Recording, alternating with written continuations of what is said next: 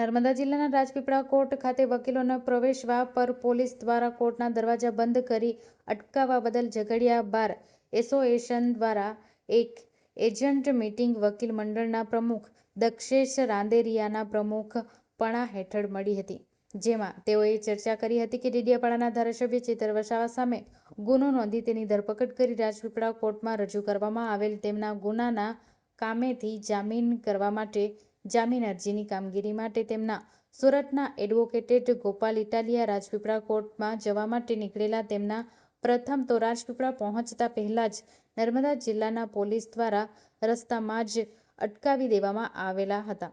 ત્યારબાદ તેઓ રાજપીપળા કોર્ટ પાસે પહોંચતા ફરી પોલીસે કોર્ટની ફરતે બેરિકેડિંગ લગાડી દઈ તેમજ કોર્ટનો દરવાજો બંધ કરી દઈ તેમને કોર્ટમાં જતા અટકાવેલા હતા અને તેમની સાથેના જુનિયર વકીલોને સાથે પણ પોલીસે ઘણી જીભાજોડી કરીને અને તેમની સાથે બેહુદ વર્તન કરેલ, જેના સમાચાર વિડીયો સોશિયલ મીડિયાઓમાં ફરતા થયા હતા। નર્મદા જિલ્લાની કામગીરી સામે સમગ્ર દેશમાં વકીલ આલમમાં ભયંકર રોષની લાગણી ફેલાઈ હતી। વધુમાં તેમણે જણાવ્યું હતું કે ભારતના બંધારણના ઘડવૈયા ડોક્ટર બાબાસાહેબ આંબેડકર પણ એક વકીલ હતા। તેમણે બંધારણમાં વકીલોને ખાસ વિશેષ દરજ્જો આપેલ છે અને વકીલોને એક કોર્ટ ઓફિસર તરીકે નવાજવામાં આવેલ છે। વકીલો એ કોર્ટનો અભિન્ન ગણવામાં આવે છે। જેવા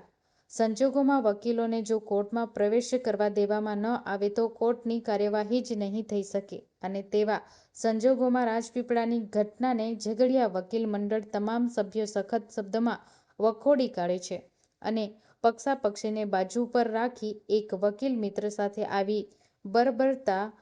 કરનાર પોલીસ અધિકારીઓ સામે સખતમાં સખત પગલાં ભરવામાં આવે અને ભવિષ્યમાં કોઈ વકીલ મિત્ર સાથે આવું બેહુદ કૃત્ય ન કરે તે માટે તેમના વિરુદ્ધ ખાતાકીય તપાસ કરવા માટે સખત શબ્દોમાં જણાવી છે અને આ ઠરાવની નકલ રેન્જ આઈજી ગાંધીનગર તથા ગુજરાત રાજ્યના ગૃહમંત્રી હર્ષ સંઘવીએ મોકલવાનું સર્વાનુમતે ઠરાવ કરવામાં આવ્યો હતો।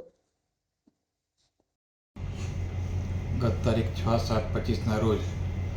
નર્મદાના ધારાસભ્ય ચેતરભાઈ વસાવાની કોઈ ગુના હેઠળ ડેડિયાપાડા પોલીસે ધરપકડ કરેલી અને તેમને રાજપીપળા કોર્ટમાં રજૂ કરવાના હોય તેમના એડવોકેટ અને હાલના ધારાસભ્ય ગોપાલભાઈ ઇટાલિયા તેઓને જામીન પર મુક્ત કરવા માટે રાજપીપળા કોર્ટમાં પહોંચવાના હતા। તે વખતે રાજપીપળા પહોંચે ત્યારે પહેલાં જ નર્મદા પોલીસે એમની રસ્તામાં અટકાયત કરી અને ઘણી રકઝક કરવા બાદ એમને કોર્ટ તરફ રાજપીપળા આવેલા અને રાજપીપળા પહોંચે તે પહેલાં કોર્ટની બેરિકેડિંગ કરીને રાજપીપળા નર્મદા પોલીસે કોર્ટના ગેટને તાળું મારી એમને કોર્ટમાં જતા અટકાવેલા અને એમણે ઘણી કાલાવાલા કરવા છતાં ત્યારબાદ એમને ગૃહ વિભાગને પોલીસ કમિશનરને જાણ કરી ત્યારબાદ એમને કોર્ટમાં પ્રવેશ કરાવી દીધેલા। આવા ઘણા વકીલોને એમણે નર્મદા પોલીસે અટકાવેલા।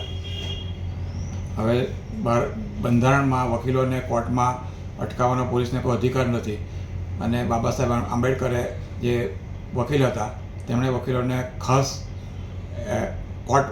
ઓફિસર તરીકે સંબોધેલું હોય તેમ છતાં પોલીસ ખાતાએ જો હુકમી વાપરી બેહુદું વર્તન કરેલું હોય એનું સોશિયલ મીડિયામાં આ વિડીયો વાયરલ થતાં સમગ્ર દેશમાં આ બાબતે ખૂબ વકીલ આલમમાં રોષ ફેલાયેલો છે અને ઠેર ઠેર વકીલોએ ઠરાવ કરેલા છે।